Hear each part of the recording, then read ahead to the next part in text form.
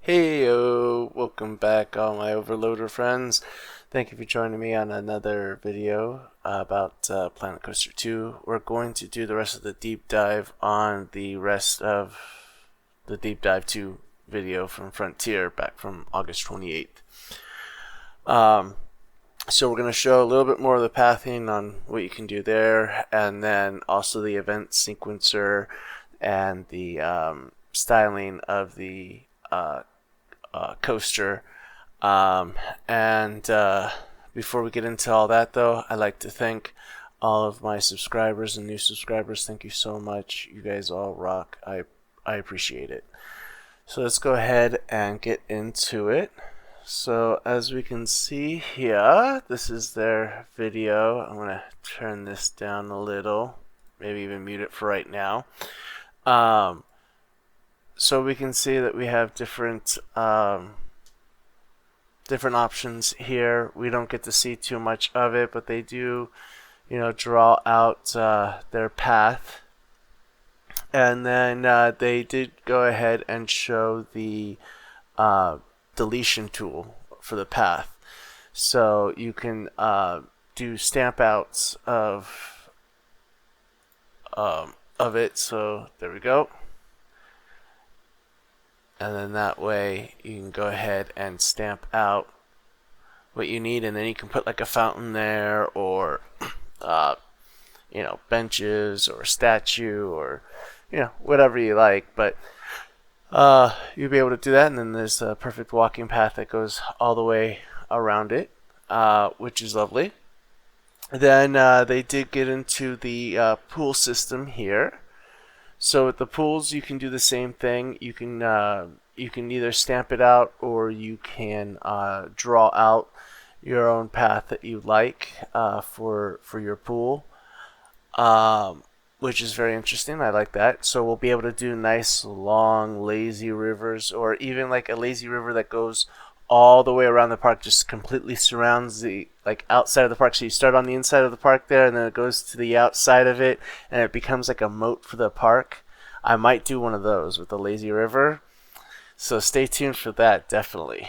I just had that idea that would be actually quite amazing to do. I'm gonna have to do it.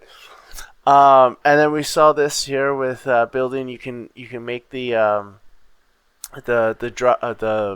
top of the platform for the pools, or for the slides I should say, as large as you need it. So you can just do one square, or you can do multiple squares. And then we see this new support structure here, a cantilever I think it's called. And then if I'm mistaken, comment down below, let me know. And then we have the whole stair system here, which has then the gate down at the bottom, or you can put the gate up at the top here if you like, and then you can build your own stair system up if you want to, with the pathing system. But more than likely, I would just personally just use a stair. But they were saying though you could use that if it's like on a cliff face or something like that, which kind of makes sense, and then you can just do a straight path right to it kind of thing. So that would work too. But then we can also do more than one slide on the platform, and just the same operator will take care of the slide. Now this here is an infinity pool. Now I'm not certain exactly how the whole infinity pool thing is, because I know with infinity pools it's usually like on a raised thing, like you can see past where the pool goes because there's glass there. So maybe if it's in an elevated surface that would happen, but since it's here, it's not. What is this guy doing here? So I'm not. So maybe just with the infinity pool here, just removes these bars and then the walking path then around it, I guess. We'll know more obviously once we actually get the game in our hands and we can try it out. But we can see though they added on a second slide onto this here with the drop feature on it. Is that the same guy with someone else now? Okay, he's got a following. Um, and so then we have them doing now. Let's see. I think they're gonna do one of the special. Yeah, it's one of the special drops here. It's an enclosed toilet bowl type drop. Um, let's see here. He's still there. Okay. Um, now he's got a whole family there. Uh, so yeah, that was the rest of it for the slides. And then we have then they came on over here and they showed us the scenery pieces. Which I really like this here, and I think we can scale it up and even down a little bit more. So when working with rides, that would work very well, I think. And then they showed we have all these different water and I think it's different water type features here. So they set up this here with the 4 different water features going around. And then they decided to show off now the event sequencer.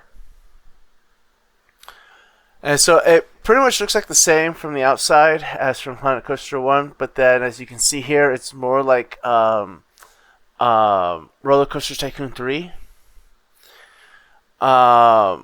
With I forget what it's called. I played that game so long ago, but it was like a master mixer or something like that. So it feels well, not feels because I haven't played it yet, but it looks similar to how the Roller Coaster Tycoon is. And this right here, actually, let me go back here slightly. So right there, as you can see, I went back a little too far, but come on. There you go. So you can actually set what you want their trigger to be, and it actually tells you what it is. So you don't have to go and sit through the animation and see exactly what little thing changed. Now you know exactly which one it is that you're looking for, which one you need. You can just select it. Bada boom, bada bing, you're done. And then you can go ahead and set it there. Now I don't know if you're going to be able to, select all of these and move them all at once, because they moved them individually, which you'll see here. Let's see here. Are they going to do it right now? Or oh no, there we go. Okay. See, so they went individually. So I don't know if you can select them all at the same time and then move them all at the same time, or if they have to be done individually. So again, we're not going to probably know until we can actually try it out for ourselves, but trust me, as soon as I'm able to, hoo-wee, I am so trying it out. Now I do like the fact that we can color code them as well. You can change color and the names and so forth, so that way we can have all the different projects on different colors and so forth, so that way we can keep track of what does what on what part of the ride. So each section of the ride has a different color, or each type of action has a different type of color. Whatever makes it best and easiest for you to organize your triggers. So that I'm definitely liking quite a bit myself. I think we'll be able to do a lot more interesting shows here with it. Let's see here. And then, of course, I did show on the last video with the whole scenery brush, which was really nice to see. I really do like that. That's gonna make it very useful and handy. I'm definitely gonna be using that quite often myself personally. And then now with the roller coasters. Now, I wanted to point something out here, because I realized something when I was looking. This little, dotted line here, this almost looks like the barrier of the land. But it's not squared. You see, it flows with this here. Now, there has been rumors that I heard that there might be like land expansions type of a system where it would be like the City Skyline or SimCity, where you would buy tiles and to expand your city. And so I think this might be the same thing for like in career mode. You would have to expand outwards by buying those pieces of land. Because that, or it's just like some weird shadowing, but the way it's like that, I mean, that looks like the barrier line to me. Let me know down in the comments, what do you think? Do you think this is the barrier line? And if so, do you think they're doing those land expansions? Because I know that this here is supposed to be similar to the demo type stuff that they did with the 15-minute demo. And those there, it was in the career mode because it was a demo career. So I'm thinking that's what it is. I think we're going to have land expansions. Okay, so let's go ahead and continue here. Obviously, we found out right here about the special tracks that we're getting, or at least some of them. Because let me go back and we're going to listen to what they say here.